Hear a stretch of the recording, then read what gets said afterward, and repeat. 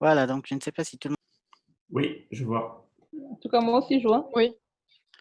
monde... Ok, bon, bah, je vais démarrer, hein.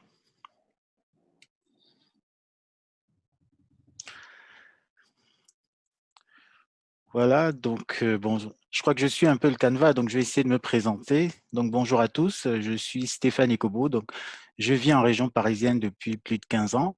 Je suis un ingénieur formé à l'École polytechnique de Yaoundé. Donc, mon domaine de prédilection est l'architecture technique des systèmes informatiques. Donc, j'ai quasiment toujours travaillé pour l'opérateur Télécom Orange.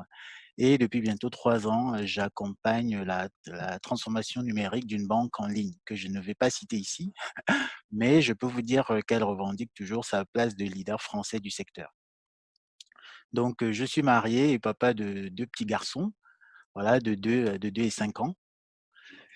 Et, euh, et pourquoi j'ai choisi ce thème, hein, ce thème de faire un retour d'expérience sur le confinement. Sachez que, bah, effectivement, j'aurais pu vous parler de nombreux sujets qui m'intéressent dans le domaine de l'architecture des systèmes et peut-être de leur lien avec la transfo digitale et peut-être même le cloud, parce que c'est des sujets aussi qui me tiennent à cœur. Mais vous savez certainement que le monde dans lequel nous vivons essaye toujours de nous mettre dans des cases. Alors que de par notre nature, nous avons des centres d'intérêt variés, des passions qui nous prennent et qui sont à des années-lumière de tout ce que nous avons appris à l'école. Moi, en ce qui me concerne, je suis toujours d'une curiosité insatiable. Je m'interroge sans cesse sur le devenir de notre humanité en général, sur le devenir des communautés noires et plus spécifiquement sur les défis de la diaspora africaine qui est éparpillée de par le monde. Donc, nous en sommes l'exemple parfait. Donc, cette diaspora, elle est d'ailleurs au cœur d'un roman d'anticipation que j'ai publié récemment et qui prédit l'avènement d'une Afrique qui a brisé ses chaînes. Donc, commencer cette expérience de partage par un thème qui touche à l'humain m'a semblé en accord avec ce que je suis vraiment, c'est-à-dire un être humain lambda en quête d'une vie en cohérence avec ses idéaux. Donc, ce thème m'est venu naturellement, car je continue de croire que nous sommes à un tournant de l'histoire. Certains disent qu'il y aura un avant et un après coronavirus. Pour l'instant, nous sommes dans le pendant. Donc, vous entendez souvent la phrase le virus circule toujours. Donc, ça veut dire qu'il est encore là et effectivement, il a chamboulé nos vies. Et je pense que vous serez effectivement aussi d'accord avec moi là-dessus.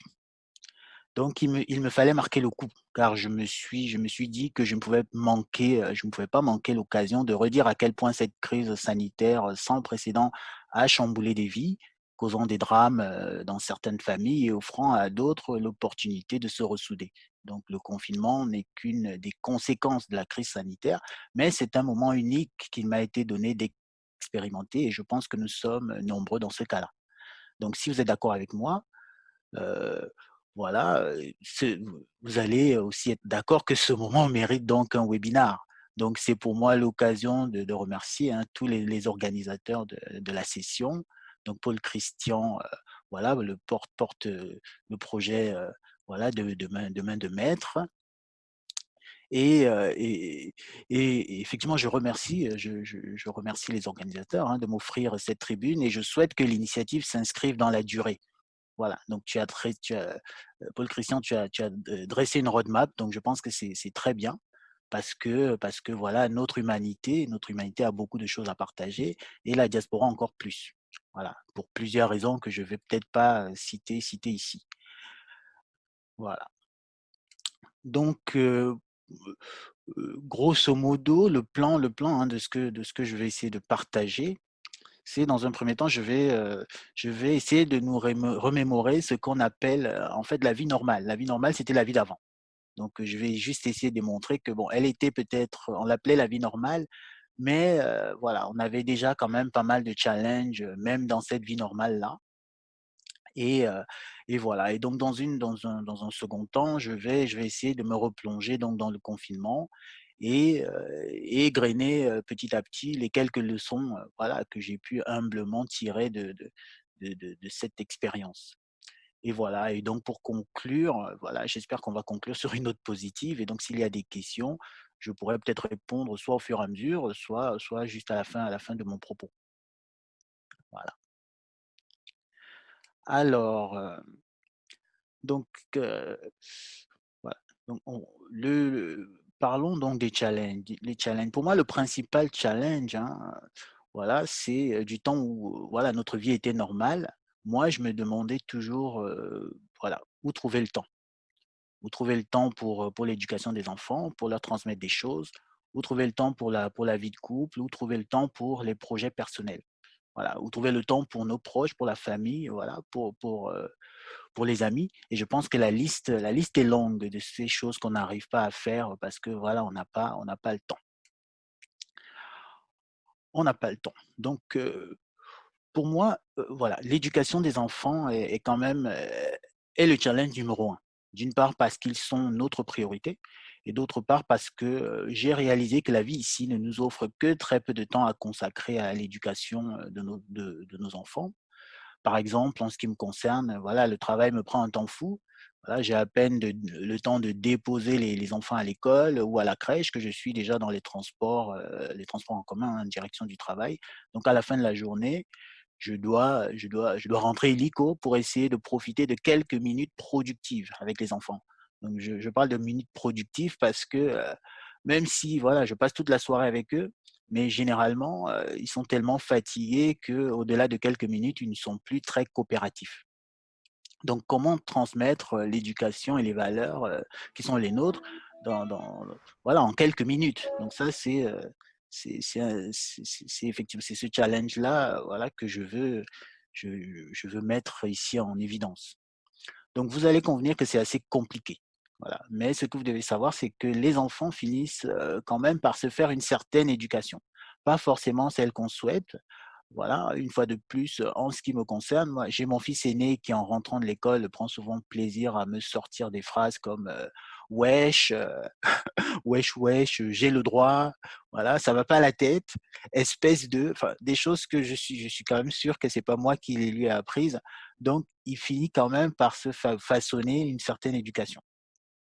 Et de plus, enfin, il va me contredire systématiquement, hein. Voilà, il a même pas 5 ans, mais tout ce que je dis, voilà, n'a pas l'impression de peser plus lourd que ce que lui, il apprend à l'école. Voilà. Et même le plus petit, souvent, bon, lui, il est tellement fatigué que le soir, voilà, il va se mettre à pleurer systématiquement. Donc, l'éducation des enfants dans ce contexte, entre guillemets, normal, hein, se fait donc en grande partie sans nous. Donc, ce qui est quand même de nature à générer des inquiétudes. Voilà, et donc, je ne parle même pas des parents qui vont espérer transmettre voilà, leur langue maternelle à leurs enfants. Voilà, je pense que beaucoup sont un peu dans l'expectative, ils savent pas trop comment faire. Euh, bon, dans certaines familles, il y en a qui parlent, qui vont peut-être parler la langue maternelle à la maison. Je pense que ça, ils ont plus de chances de réussir. Mais voilà, moi, en ce qui me concerne, ça reste quand même un challenge, même si l'envie, elle est là. Voilà. Alors, donc, notre challenge numéro 2. Voilà, donc où trouver le temps pour la vie de couple? Voilà, les enfants, c'est une chose, mais dans cette vie à 100 à l'heure, le couple menace parfois de perdre son sens. Voilà. Donc, en ce qui me concerne, voilà, pour éviter un peu le piège de ne plus avoir des moments pour nous, voilà, donc avant le confinement, on avait par exemple décidé d'aller nous inscrire à des cours de danse. Voilà, donc ça nous forçait à prendre du temps pour nous. Donc c'était assez compliqué à organiser parce qu'il fallait jongler avec les nounous pour la garde d'enfants. Mais voilà, on s'accrochait quand même pour ne pas louper trop de séances. Voilà. Mais malheureusement, voilà, les cours de danse se sont arrêtés net avec la crise sanitaire voilà, qui nous a frappés et puis le confinement. Donc nous sommes grosso modo revenus à la case départ avec l'obligation de se réinventer pour trouver des moments ensemble. Donc le challenge, il est toujours présent. Voilà, même si dans notre vie d'avant, voilà, on s'est démené pour essayer quand même de briser un peu, de casser cet état de choses. Voilà, donc le challenge numéro 3, donc moi j'appelle enfin, je me pose la question de savoir où trouver le temps pour des projets personnels. Donc je l'ai déjà dit un peu dans mon propos liminaire. Donc moi il y a plein de choses qui me passionnent, hein, voilà, et donc voilà, malgré nos occupations classiques pour notre gagne-pain, voilà, nous allons garder quand même l'espérance de voir aboutir nos projets personnels. Donc en ce qui me concerne, donc j'ai plusieurs idées d'entrepreneuriat, que j'essaye, de faire avancer péniblement et je suis aussi un passionné d'écriture. Donc j'ai effectivement, le dernier roman que j'ai publié, il va faire environ 100 000, on va dire 100 000 mots. Donc parce que quand j'écris, je me fixe comme ça des objectifs. Donc 100 000 mots, ça correspond, pour vous donner un peu un ordre de grandeur, en fait à 400 pages dans un format classique. Voilà, donc je l'ai écrit pendant environ, on va dire 3 mois. Mais pour trouver le temps, moi j'écrivais tous les jours, dans le RER, dans le métro, dans le tram, voilà, souvent debout. Et puis voilà, donc j'avais encore j'avais plusieurs autres idées de romans, mais le confinement a là encore chamboulé un peu mon agenda. Et heureusement que d'autres idées ont quand même émergé dans mon esprit. Et je vais peut-être revenir là-dessus plus tard. Mais effectivement, je ne suis plus trop dans les transports en commun, donc je n'ai plus beaucoup le temps finalement d'écrire. Voilà, donc les challenges sont toujours là, donc au-delà de l'écriture, il y a effectivement plein d'autres choses que j'aimerais réaliser, mais je ne trouve pas le temps. Voilà, encore juste pour clôturer en fait dans cette série de challenges. Donc où trouver le temps, finalement pour nos proches, pour la famille, pour les amis? Voilà, nous avons tous des proches qui sont éclatés de par le monde, voilà, mais certains, voilà, on a par exemple certains proches qui sont dans la même ville que nous, mais des fois on a du mal à se voir, on a du mal à passer un coup de fil. On va toujours dire qu'on n'a pas le temps, on trouve toujours autre chose à faire et heu et voilà. Donc heu, donc grosso modo tout cela, finalement, voilà, va nous conduire aux leçons aux leçons, aux leçons du confinement. Voilà, donc je vais essayer de les égrener, et puis vous me direz ce que vous en pensez. Donc pour moi, en fait, une première leçon à tirer du confinement, voilà, c'est ou de la crise sanitaire en général, c'est qu'il faut prendre le temps. En effet, le coronavirus, voilà, il s'est imposé à nous. Voilà, il ne s'est pas posé la question de savoir si le monde avait le temps de s'occuper de lui. Il est arrivé, il a pris sa place partout, il a dicté son agenda dans les hôpitaux, dans les écoles, dans les entreprises, dans les administrations et même dans les lieux de culte. Voilà, il a mis tout le monde à l'arrêt. Évidemment, nous n'avons pas les mêmes leviers que le coronavirus, pour dicter notre agenda à la France.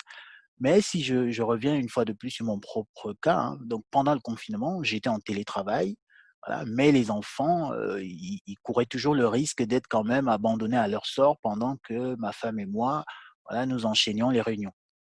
Donc moi, j'ai eu un peu ce déclic. Je me suis dit que, voilà, c'était quand même absurde de les avoir à côté de nous et de continuer à prétexter un manque de temps pour ne pas leur consacrer justement du temps.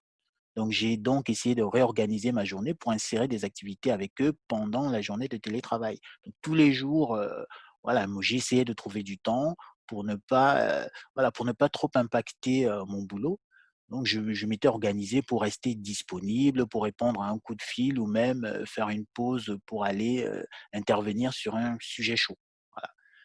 Donc finalement tout cet effort s'est quand même avéré bénéfique car je pense que les résultats n'ont pas tardé, hein. Par exemple, j'avais pris l'habitude de sortir avec les enfants, heu, voilà, sur le parking de notre résidence pour qu'ils fassent, l'un du vélo et le plus petit la trottinette.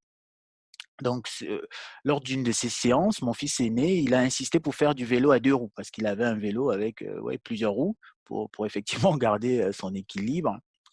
Et il a insisté, je ne sais pas comment, l'idée lui est venue, donc sans tarder, bon, moi j'ai enlevé les roues et en moins de 5 minutes, il était en équilibre tout seul sur le vélo. Voilà, il était fier, il pédalait tout seul en équilibre, il avait les étoiles plein les yeux, voilà. Et je pense que la fierté était partagée car, moi j'étais très heureux, de partager effectivement ce moment-là avec lui. Et voilà, ça m'a permis, enfin, je me suis dit aussi intérieurement le fait que je sois là pour ce moment qui était important pour lui, signifiait aussi faudrait qu'il sache que, en tout cas, moi, je ferai tout pour toujours être là, pour l'accompagner dans tous les moments importants. Voilà, je ferai toujours mon maximum et je serai toujours là, effectivement, pour l'épauler, pour l'aider à franchir les étapes. Donc, voilà, juste le voir pédaler, moi, ça m'a vraiment fait plaisir. Alors que, voilà, dans une vie antérieure, j'aurais peut-être loupé ces moments-là, justement parce que je serais en train de faire autre chose. Et je n'aurais, grâce à cette opportunité de télétravail, j'ai quand même pu faire cette chose-là avec lui.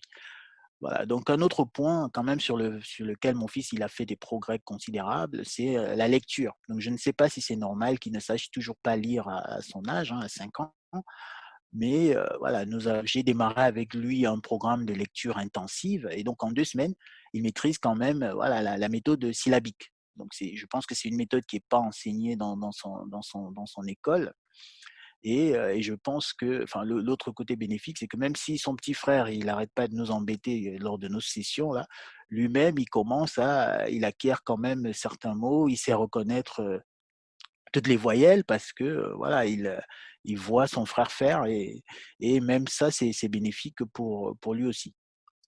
Voilà.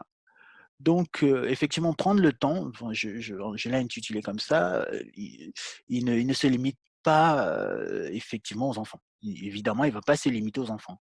Donc ça va au ça vaut aussi pour nos amis, voilà, pour nos familles qui sont éparpillées de par le monde, et voilà, par exemple, en ce qui me concerne, hein, je n'ai jamais autant utilisé, Zoom, hein, cette application qui nous permet effectivement de nous connecter même à distance, et avec mon groupe d'amis, hein, on va faire, quand ce n'est pas possible de se voir physiquement, on va faire nos tontines, nos réunions de tontines mensuelles, via Zoom, et franchement, ça donne, vraiment des moments uniques, hein, des moments palpitants, voilà, aussi riches que quand on est tous ensemble, réunis dans la même pièce. Voilà. Donc, un autre point pour moi, c'est, la 2e leçon, hein, que je vais essayer de tirer de cet événement. Voilà, je l'ai sans doute déjà dit, le coronavirus, il a pris sa place. Voilà. Donc, la 2e leçon, c'est vraiment prendre sa place. Parce que le coronavirus, il a pris sa place dans un monde sans demander à personne. Et moi, pendant le confinement, j'ai eu l'idée de lancer un podcast. Un podcast, c'est un média que certains d'entre vous connaissent déjà et qui se nomme Conversation avec la diaspora. Voilà. Mais ce que vous devez savoir, c'est que ce média a été créé, voilà, pour prendre une place dont on peut penser qu'elle était déjà prise. Voilà. Mais ce média, pourquoi on peut penser que la place était déjà prise, c'est parce que il y a énormément de médias, hein, qui existent, et on peut croire que voilà, que l'offre elle est complète. Voilà. Mais ce média, il va être différent parce que il va parler de nous. Voilà. Il va parler de cette diaspora à qui les médias traditionnels ne donneront peut-être jamais la parole. Et même s'ils la leur donnent, ce ne sera pas pour les laisser raconter leur propre histoire. Donc pour moi, prendre sa place signifie aussi tenter de s'imposer dans un paysage, voilà, où on pourrait croire que toutes les places sont prises. L'univers des médias fait partie de ce type d'univers. Voilà, voilà, on peut être tenté de croire qu'il n'y a plus de place à prendre, parce que les contenus foisonnent, ils sont produits par centaines et diffusés sur plusieurs canaux, à la télé, à la radio, sur internet, et cela chaque jour qui passe.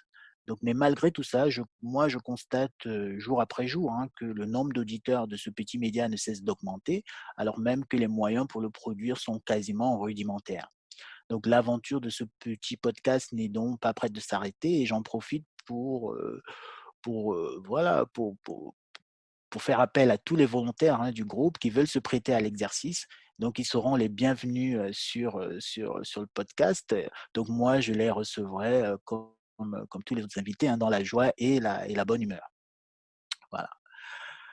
Donc, pour moi, la troisième leçon, c'est voilà, rester optimiste pour le futur. Donc, moi, j'ai détecté un peu cette leçon, voilà, suite à un petit événement, enfin un petit élément du confinement. Voilà. Donc, en fait, quand la vague de coronavirus a frappé la France, il y a eu un vent de panique. Donc, plusieurs entreprises ne savaient même pas quelles consignes donner aux employés. Voilà, parce que le gouvernement lui-même ne savait pas vers où diriger le navire. Voilà.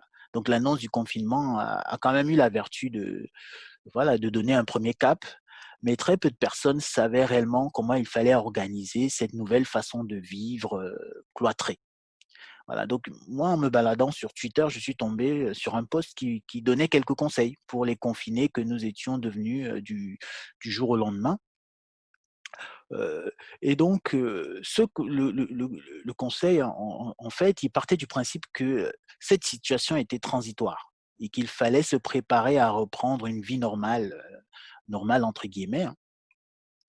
Et donc, parmi toutes les recettes qui étaient partagées sur ce message Twitter, le conseil qui m'a immédiatement séduit recommandait de préserver autant que possible nos habitudes. Il s'agissait pour nous, hein, donc par exemple, de réveiller les enfants à la même heure, voilà, afin qu'ils se brossent les dents, qu'ils s'habillent convenablement, voilà, qu'ils ne passent pas la journée en pyjama. Ainsi, voilà, ils ne verraient peut-être pas la différence le jour où le confinement allait être, voilà, le jour du déconfinement, grosso modo. Voilà, donc c'est un conseil que je me suis, attelé à suivre, voilà, car, je pense qu'il avait quand même la vertu de nous préparer à des lendemains meilleurs. Voilà, et donc cet optimisme-là, il ne pouvait être qu'une bonne chose. Voilà. Donc c'est comme ça que voilà, j'ai pu j'ai essayé d'illustrer un peu cette leçon, voilà, du fait de rester un peu optimiste. Voilà, donc je vais essayer d'accélérer, je vois qu'il nous reste pas beaucoup de temps, déjà sur le meeting Zoom en lui-même. Voilà, donc pour moi la Oui, 4e. s'il te plaît, je suis en train d'envoyer un lien, un nouveau lien. J'ai confondu de l'appareil lorsque je réservais. Donc, je vais créer un nouveau lien que je vais mettre dans le chat et puis on va basculer. Merci. D'accord. OK, bon je continue, quand même. Donc, la leçon numéro 4, c'est, pour moi préserver les acquis du confinement. Donc le premier acquis, c'est le télétravail. Donc le confinement a imposé le télétravail. Donc et je pense qu'il ne faut pas, il ne faut pas perdre, grosso modo ce changement. Donc moi, je le considère comme un événement historique, hein, historique majeur, hein. Bon, je ne vais pas le comparer à une révolution comme l'invention, je ne sais pas, de l'ordinateur, mais on n'en est pas loin. Voilà, car il va changer quand même, notre rapport au travail. Et voilà, on n'imagine même pas tout ce qu'il est possible de faire en télétravail, hein. Certains pourraient même quasiment travailler pour 2 ou 3 employeurs en même temps ou même grappiller quelques minutes, en télétravail pour faire avancer leur propre projet. Voilà, mais certains pourraient tenter de profiter du télétravail pour ne plus travailler. Voilà, donc heu, je pense que pour que ce télétravail s'installe durablement, dans les entreprises, hein, dans leur culture, tous les employés doivent, jouer le jeu. Voilà, ils doivent se rendre disponibles, ils doivent, se montrer aussi efficaces, qu'ils, que qu'ils ne l'étaient lorsqu'ils étaient sur site. Et je pense que c'est cette attitude qui va durablement implanter le télétravail dans les entreprises. Donc, c'est une préoccupation, je pense, que nous devons tous avoir, voilà, car le télétravail donne quand même une chance inouïe de continuer davantage à profiter de nos enfants, hein. Donc, pour moi, c'est peut-être même finalement ça la vraie situation, on va dire, normale. Donc, finalement, ce virus a pour moi finalement la vertu de rééquilibrer un peu le monde, hein, parce que pour moi, ne pas avoir le temps de s'occuper de ses propres enfants, c'est quand même un problème. Voilà. Donc, juste une petite astuce en ce qui me concerne. Donc, moi, j'ai une version Skype entreprise sur mon mobile. Donc, je peux répondre à plusieurs sollicitations, même si je ne suis pas devant le PC, même si je suis dehors sur le parking. Voilà. Donc, j'essaye de rendre fluide ce télétravail pour que, effectivement, toutes les entreprises, enfin, en l'occurrence celle pour laquelle je travaille en ce moment, voilà, qu'elles continuent d'y croire, en fait. Voilà. Donc, rapidement, voilà, pour moi la dernière leçon, c'est laisser des empreintes numériques. Voilà, donc parce que le confinement nous a définitivement plongé dans le digital et vous savez, hein, la transformation numérique, elle est à la mode depuis pas mal de temps, mais le confinement l'a définitivement accéléré et a fini de convaincre les derniers sceptiques. Voilà, donc ce webinaire en est le parfait exemple car à une autre époque, on aurait essayé de louer une salle quelque part pour essayer de partager ce moment ensemble. Voilà, mais la transformation dont on parle ne concerne donc pas seulement les processus des entreprises. Voilà, car voilà, elle va changer aussi nos rapports avec les autres et nos rapports avec les outils numériques. Voilà, et donc, comme toute transformation, il y a des points négatifs. Voilà, mais ce sont les points positifs qui doivent toujours retenir notre attention. Donc, par exemple, les organisateurs de ce webinaire m'ont effectivement, je l'ai déjà rappelé dans le propos préliminaire, donc ils enregistrent cette session.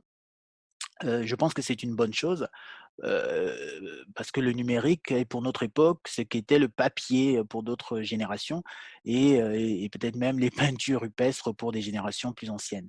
Voilà, car en fait, il nous permet de laisser des traces. Donc c'est un point positif. Et je pense aussi que le podcast que j'ai pu lancer, Conversation avec la diaspora, il contribue aussi à cette ambition de laisser des témoignages vivants. Voilà, et j'ai encore plusieurs idées hein, de création numérique que j'espère voir naître, mais j'espère aussi que vous tous hein, sur cette session, voilà, vous allez vous lancer hein, pour laisser vos empreintes, voilà, car ces outils numériques sont à la portée de tous et chaque minute qui est enregistrée, peu importe son contenu, voilà, constitue une autre mémoire, donc une mémoire qui a des vertus inestimables pour nous et pour ceux qui vont nous suivre. Voilà. Donc, heu voilà, j'ai terminé, hein. Il nous reste moins d'une minute. J'espère ne pas avoir été très long. J'espère avoir été surtout clair, mais dans tous les cas, je vous remercie pour votre attention et je vous rappelle les quelques leçons que j'ai essayé de partager avec vous. Donc ce ne sont certainement pas les seuls et vous avez la latitude d'en imaginer d'autres. Donc n'oubliez pas de prendre le temps, de prendre sa place, de rester optimiste pour le futur et voilà, de préserver les acquis du confinement notamment, et laisser des empreintes numériques. Donc, merci encore et puis, voilà, on va peut-être, passer à une séance d'échange, des questions-réponses et Donc, peut-être en merci profiter pour beaucoup, basculer sur Stéphane. un Oui, autre donc lien. envoyez le nouveau lien. On va basculer à ces liens-là. Oui, OK, j'ai étendu la durée sur ces liens-là. C'est un lien pro, donc on aura l'occasion de bavarder tranquillement. OK, ça marche. Merci beaucoup. Je t'en prie. Donc j'arrête le partage. D'accord.